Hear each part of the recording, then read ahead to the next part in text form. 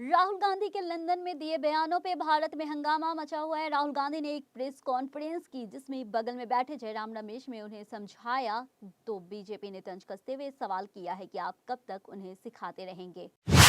हेमंत बिस्वा शर्मा ने मदरसों को बंद करने के अपने वादे को एक बार फिर से दोहराया है। उन्होंने कहा है, लोग स्कूल और कॉलेजों में पढ़ाई करना चाहते हैं। चुनावी राज कर्नाटका के बेलगावी में बीजेपी की विजय संकल्प यात्रा में उन्होंने कहा है, मैंने 600 मदरसों को बंद कर दिया है और सभी मदरसों को बंद करने की कोशिश करूंगा, क्योंकि हम मदरसा नहीं चाहते, हम स्कूल कॉलेज और यूनिवर्सिटी चाहते हैं।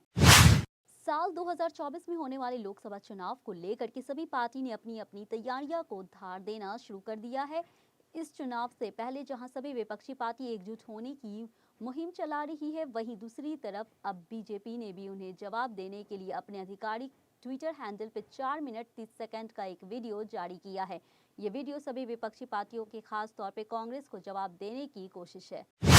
जेपी नड्डा ने आज एक वीडियो कॉन्फ्रेंस कर कांग्रेस के पूर्व अध्यक्ष और सांसद राहुल गांधी पे जम के निशाना साधा है। लंदन में दिए गए कथित देश विरोध बयान को लेकर के उन्होंने कहा है, राहुल गांधी को देश और संसद में माफी मांगनी चाहिए।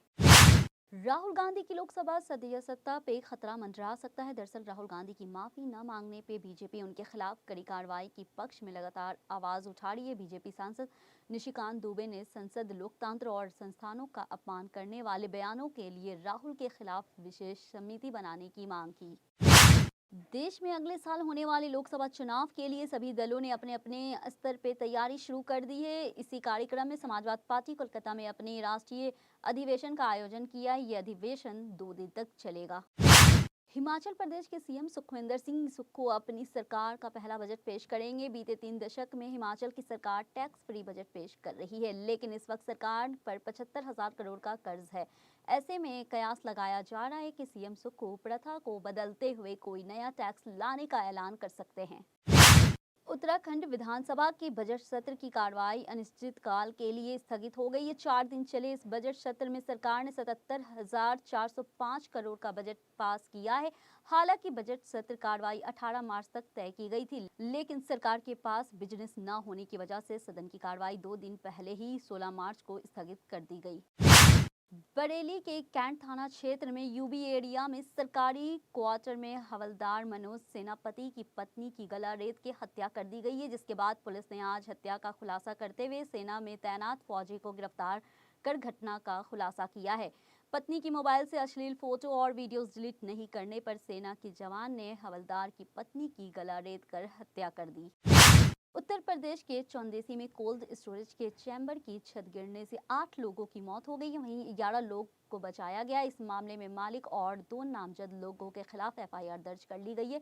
संभल के एसपी चक्र मिश्रा ने कहा है कि हमने 4 लोगों से पूछताछ के लिए हिरासत में ले लिया था। यहाँ के मालिक 2 नामजद लोगों के खिलाफ एफआईआर दर्ज की गई। मुख्य आरोपी फरार है, जिनकी तलाशी की जा रही है। चंदौसी थाना क्षेत्र में एक निजी कोल्ड स्टोरेज के चैम्बर की छत दहने से मलबे में दब के मरने वालों की संख्या बढ़कर 6 हो गई है। वहीं सीएम योगी आदित्यनाथ ने इस हादसे पर दुख जताते हुए मुआवजे का ऐलान कर दिया है। हादसे में मरने वालों को परिजनों को 2-2 लाख रुपए देने का ऐलान किया। दिल्ली में कांग्रेस केंद्रीय चुनाव समिति की बैठक आज होने वाली है। इस बैठक में कर्नाटका विधानसभा चुनाव के लिए उम्मीदवारों के नाम पे चर्चा होगी। इस बैठक में उम्मीदवार के नाम की पहली लिस्ट पे मोहर लग सकती है। अगले कुछ महीनों में कर्नाटक विधानसभा चुनाव होने हैं। राहुल गांधी के लंदन के दिए गए बयान और अन्य विवादों के बीच संसद के दोनों सदनों में राज्यसभा और लोकसभा कार्रवाई को पूरे दिन के लिए स्थगित कर दिया गया है। अब लोकसभा और राज्यसभा की कार्रवाई सोमवार को होगी। इस बीच संसद भवन में गांधी प्रतिभा के सामने विपक्ष के नेता विरोध प्रदर्शन करने बैठ गए हैं। इसमें सोनिया गांधी और राहुल गांधी भी शामिल है। नरेंद्र मोदी की अध्यक्षता में आज केंद्रीय कैबिनेट की बैठक होगी। जानकारी के मुताबिक पीएम मोदी के आवास पे आज शाम को 6:30 बजे करीब ये बैठक होनी है। सदन में चल रहे बजट सत्र के दूसरे चरण में मचे बवाल के बीच होने वाली जारी कैबिनेट बैठक बहुत महत्वपूर्ण मानी जा रही है। दिल्ली विधानसभा के बजट सत्र की आज से शुरुआत हो गई है। सत्र की शुरुआत उपराज्यपाल के अभिभाषण से होती है, लेकिन दिल्ली विधानसभा में उपराज्यपाल के अभिभाषण से ठीक पहले बीजेपी ने नारेबाजी शुरू कर दी। बीजेपी विधायक मुख्यमंत्री अरविंद केजरीवाल से इस्तीफा की मांग करे। बीजेपी विधायकों में हंगामे के बाद आम आदमी पार्टी के विधायक भी नारेबाजी करने लगे। सूत्रों से मिली जानकारी के अनुसार आज 17 मार्च 2023 को प्रधानमंत्री नरेंद्र मोदी कैबिनेट की बैठक कर सकते हैं। केंद्रीय कर्मचारियों को लगता है कि इस बैठक में पीएम नरेंद्र मोदी क्या इस बैठक में महंगाई भत्ता और उसके अलावा 8वें वेतन आयोग के गठन की खबर भी उन्हें तोहफे के रूप में दे सकते हैं। फ्रांस में विवादित पेंशन सुधार विधेयक की सरकार ने आखिरकार पास करा लिया है। इसके लिए राष्ट्रपति एम्मेनुएल मैक्रोन की अगुवाई वाली सरकार ने स्पेशल पावर को सहारा लिया है, जिसमें वोटिंग नहीं हुई और बिल पास हो गया। अमेरिकी micro blogging platform Twitter article 19 के तहत अभिव्यक्ति की स्वतंत्रता का अधिकार नहीं है। कर्नाटक हाई कोर्ट में केंद्र सरकार ने ये बात कही है। सरकार की ओर से कहा गया है कि आर्टिकल 19 के तहत संविधान में फ्रीडम ऑफ स्पीच का अधिकार भारत के नागरिकों को है और संस्थानों के लिए है, न कि विदेशियों के लिए। गुजरात हाई कोर्ट ने अपनी गर्लफ्रेंड की कस्टडी दिलाने की अपील करने वाले एक शख्स पे 5,000 रुपए का जुर्माना लगाया गया। ये शख्स अपनी शादीशुदा प्रेमिका पति से उसकी कस्टडी दिलाने की मांग कर रहा था। चौंकाने वाली बात यह है कि इसके लिए वह लिव इन को लेकर के किए गए एग्रीमेंट के आधार पे बता रहा। दिल्ली पुलिस ने भारत जोड़ो यात्रा के दौरान दिए गए एक बयान पर राहुल गांधी से जवाब मांगा है। राहुल गांधी श्रीनगर में भारत जोड़ो यात्रा के दौरान बयान सामने आया था, जिसमें वे बता रहे थे कि कई महिला उनसे मिली जिन्होंने उनसे अपने साथ यौन हिंसा की जानकारी दी थी। राजधानी दिल्ली से हत्या का एक चौंकाने वाला मामला सामने आया है। यहाँ के द्वारिका में एक शख्स ने गला दबाकर अपनी मां को मौत के घाट उतार दिया। इसके बाद खुद फांसी लगाकर आत्महत्या करने की कोशिश की। पुलिस ने आरोपी शख्स को गिरफ्तार कर लिया है। पुलिस के मुताबिक परिवार की आर्थिक स्थिति ठीक नहीं थी, जिसकी वजह से मां और बेटे ने ऐसा खतरनाक कदम उठाया था। हरियाणा पुलिस ने इन दिनों नशे के खिलाफ अभियान चलाया हुआ है, जिसके तहत आज हिसार जिले में हांसी पुलिस ने बड़ी कार्रवाई की है। पुलिस ने सीलिंग अभियान के तहत 700 नशीले इंजेक्शन बरामद किए। इन इंजेक्शनों के साथ पुलिस ने राज्य स्तरीय कबड्डी खिलाड़ी को गिरफ्तार किया है, जिसकी पहचान रोहतक जिले के मदीना गांव के निवासी अजय के रूप में हुई।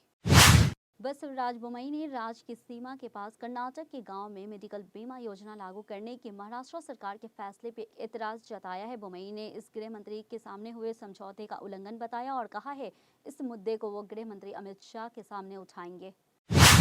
7वें चरण की बहाली को लेकर के शिक्षा कैंडिडेट का प्रदर्शन लगातार जारी है। आज पटना के डाक बंगाल चौराहा पे प्रदर्शन करने के लिए सैकड़ों की संख्या में शिक्षा कैंडिडेट पहुंचे हैं। 7वें चरण की नियुक्ति को लेकर के मांग कर रहे थे। इसको देखते हुए डाक बंगाल चौराहा पर भारी संख्या में पुलिस बलों की तैनाती कर दी गई है।